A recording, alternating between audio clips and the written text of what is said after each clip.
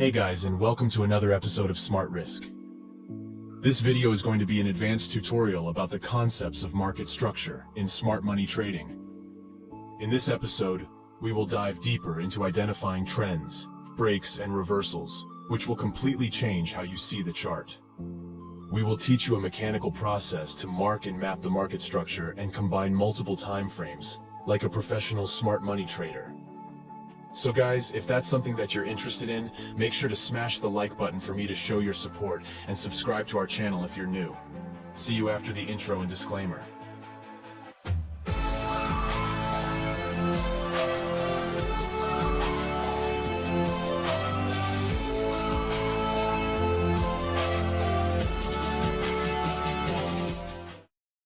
The first step in analyzing the market structure is to find valid pullbacks. Pullbacks are considered a temporary pause before the price resumes its general direction. They are used to identify the basic price movements, trends, valid breaks, and reversals. So, how to identify a valid pullback? The pullback is a candlestick-based concept. The candlestick-based uptrend refers to a pattern where the market prints a series of bullish candlesticks that exceed the highest price reached by the previous one, indicating continued upward momentum. Additionally, the low point of each candlestick remains above or equal to the low of the previous candlestick, implying that the market's downward pressure is limited, and the overall trend remains predominantly bullish.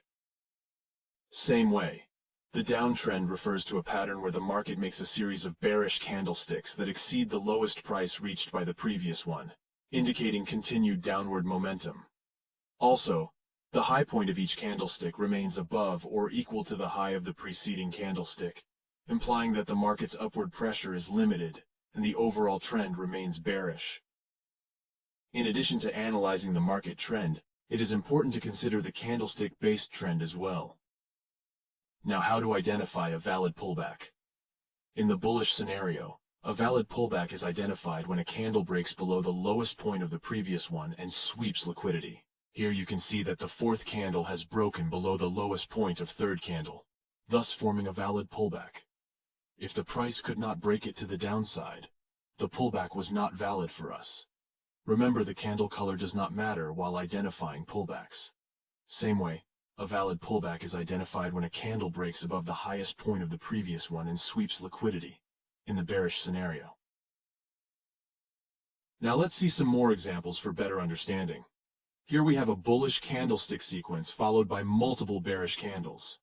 This is our latest high, which creates the latest low. However, this is not a valid pullback because none of the candles have broken below the low, and this is a move inside the previous candle. We have no liquidity sweep, and therefore we will identify this as a single bullish movement. A similar thing happened in the second diagram. Market sentiment is bullish, and it has not taken any previous candle low. So we have no valid pullback here as well. On the contrary, look at the third diagram. Here the bearish and the bullish candles have equal highs. So taking the low of the bearish candle will make a valid pullback. Remember, the same concept will apply to the bearish market. You can apply this to any chart in any time frame. Now let's see some more examples on the real chart. Here we have pound yen in 1 hour's time frame. Let's identify the pullbacks and candlestick-based market movements. Starting from the left, this is our latest high and low. Since none of these candles have taken the low of this candle, it is not a valid pullback, and we will consider it as a single movement. To confirm a valid pullback, price must break below the candle that created the latest high. Following, we have a valid pullback because the low of this hammer candle that created our latest high is swiped by this bearish candle. Again, we have this deep pullback that broke below the candle that created our latest high. The next pullback has occurred here by this doji candle that has taken the low of the previous candles. In a bearish market, the price must take out the high of the previous candle that created the most recent low to confirm the pullback. This concept will take time to master, and you might witness various scenarios on the chart. Now that we discussed the pullbacks in terms of candlestick form, let me explain to you impulsive and corrective moves in terms of market structure. In the case of an uptrend, an impulsive move refers to a strong bullish movement indicating a heavy bullish momentum. On the contrary, A correction refers to a temporary market retracement or reversal that takes out a pullback. A break of structure occurs when the price breaks above a market structure level, after a corrective move form, defining our recent high or low. It shows that the market intends to continue in the same bullish direction. A change of character occurs when the price breaks below the lowest point of a corrective move, indicating a loss in momentum. It is an early signal that we are no longer in an uptrend and might witness a reversal in trend. Starting from the bottom, here we have a single impulsive move that contains multiple pullbacks in terms of candlestick formation. The following move is corrective, since it has taken out the liquidity under the most recent pullback. After the market forms a corrective move, we define this level as a new higher high, or a market structure level. And if the price breaks this structure to the upside, we will have a new higher low formation. Following, we have other impulsive and corrective moves that break the market structure. Now, the end of corrections, or the start of the impulses, are critical levels in terms of market structure. As long as we stay above these levels, we identify this market as bullish. If the price manages to break and close below these levels, we're no longer in an uptrend, and it signals a possible reversal. That's why we call it a change of character. The same concept is applied to the bearish scenario. Here we have impulsive and corrective moves in terms of candlestick.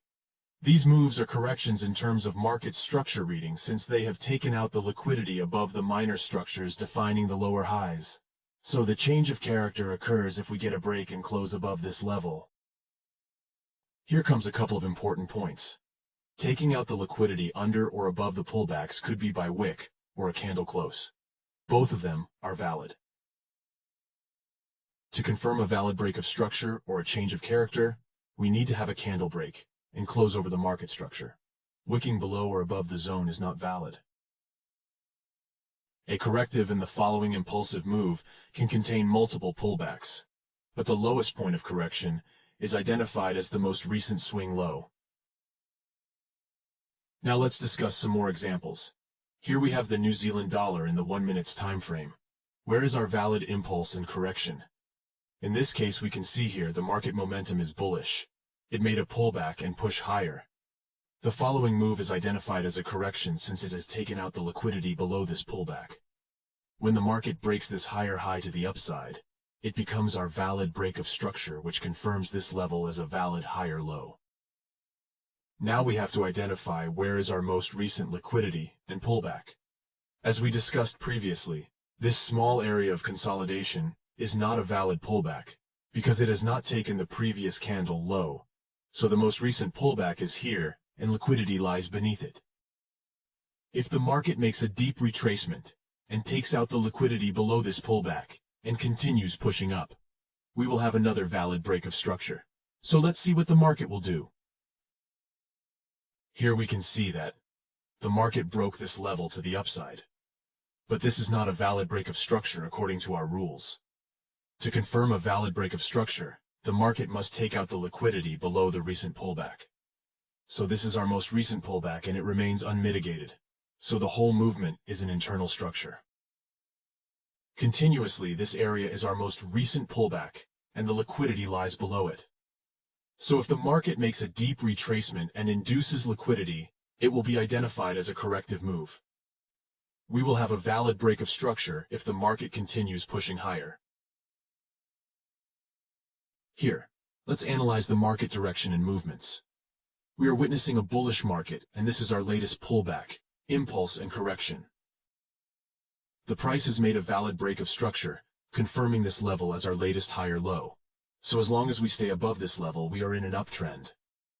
If the market makes a retracement and induces liquidity below the latest pullback, we will have another corrective move. Then if the market continues pushing forward, we will mark our new break of structure, impulse, and higher low. Now let's see what the market will do next. As you can see, the market broke and closed below our higher low, confirming this move as a valid change of character. Now after this case occurs on the chart, the market sentiment will change to bearish, and we'll expect a reversal in the trend. We will consider the movement that created the change of character as a new impulsive wave to the downside. So once again, we apply the concepts of market structure. First, We will identify the pullbacks and look for liquidity takeout to confirm our corrective move. This is our most recent pullback in terms of candlestick formations. So let's see what the market will do. Here we have a takeout above this pullback. So we have a correction that confirms this point as our new market structure. And then, the market made a break of structure to the downside, confirming this level as a valid lower high.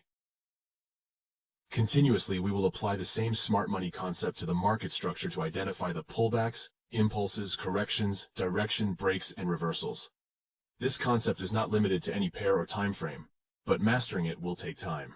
If your trading setups are based on trend continuation, use them when you can clearly identify the market direction with the concepts we have shown you.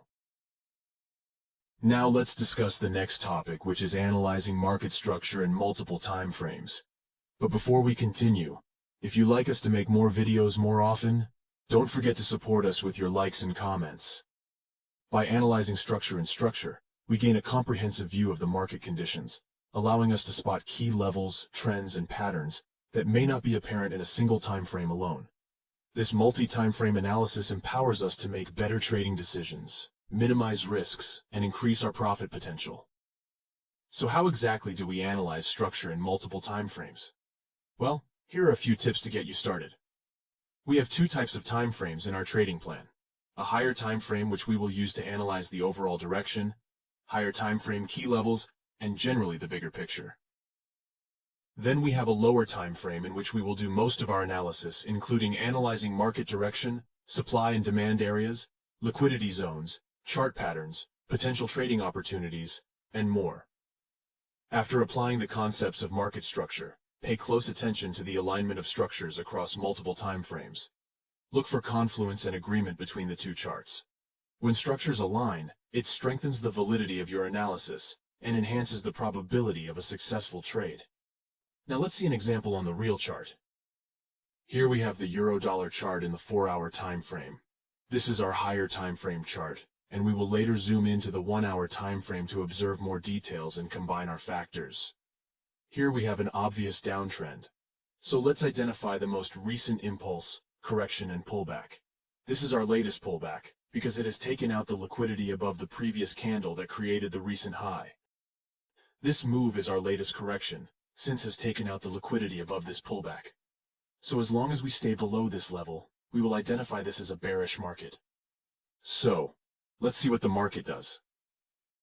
Now that we have a break and close above the latest lower high, market sentiment changes to bullish. Our higher time frame shows that, after a long period, the downtrend is over, and a possible reversal is coming.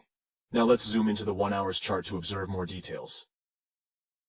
In the 1-hour's chart, we can see that the market has made the change of character signal much earlier.